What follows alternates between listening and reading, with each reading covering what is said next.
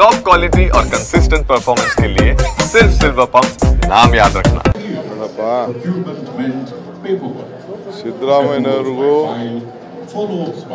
ಇದು backward class commission ಒಂದು independent agency. ನೀವು ಹೋಗಿ ಅವರು ನಮ್ಮ ಜಯಪ್ರಕಾಶ್ ಹೆಗಡೆ ಕೇಳಬೇಕು.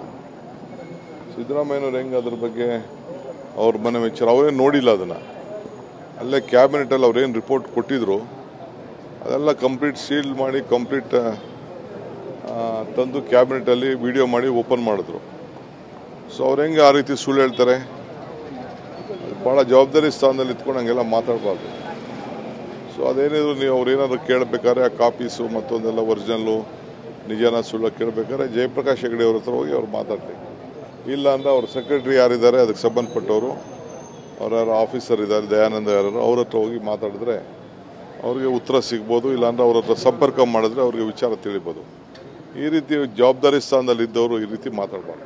ಸರ್ ಇನ್ನೂ ಒಂದು ವರ್ಷ ಬೇಕಾಗುತ್ತೆ ಸರ್. ಸತೀಶ್ ಜಾರಕಿಹೊಳಿ ಹೇಳ್ತಿದ್ರು ತುಂಬಾ ಅಷ್ಟು ಸುಲಭ ಇಲ್ಲ ಅನ್ನುವಂಥ ಅರ್ಥದಲ್ಲಿ ಹೇಳ್ತಾ ಇದ್ರು. ಒಂದು ವರ್ಷ ಬೇಕು ಚರ್ಚೆ.